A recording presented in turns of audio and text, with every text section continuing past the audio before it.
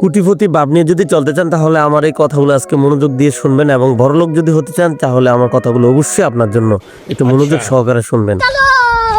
নবাবের মতো চলতে হলে বেশি কিছু লাগে না। আপনার প্রয়োজন, মনে করেন আপনি সকালে 10টার ভিতরে ঘুম থেকে উঠবেন, 10টার আগে উঠবেন না। আর সেই ক্ষেত্রে আপনি মুখ না দিয়ে ব্রাশ না করে আপনি করবেন, চা খাবেন।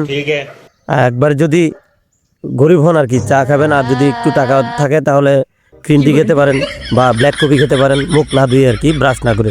তো সেক্ষেত্রে তারপরে আপনার যদি যেটা অভ্যস্ত থাকে ওই কি বলে ওইটাকে আপনার ওই আপনি খেতে পারেন, সিগারেট, যেটাকে তামাক পাতা দিয়ে পেঁচে খায়, ওইটা খাবেন। তারপরে এটা খাওয়ার পরে মনে করেন যে ঘুম থেকে 10টার আগে উঠবেনই না, কোনোভাবেই সম্ভব না। তারপরে যেটা করবেন, গ্রামে বা শহরে যেখানেই থাকেন না কেন, আশেপাশে যদি চায়ের দোকান থাকে সেখানে বসবেন, গিয়ে পায়ের উপর পা তুলবেন, বিভিন্ন ধরনের আলাপ করবেন, রাজনীতি আলাপ করবেন, সংসারের কোনো খোঁজখবর কোনো কিছু নেবেন না। নিজের মতো চলবেন, ভাব নিয়ে এমন একটা ভাব নিয়ে চলবেন মনে হবে যেন আপনি কুটিপতি, ঠিক সেভাবে চলবেন।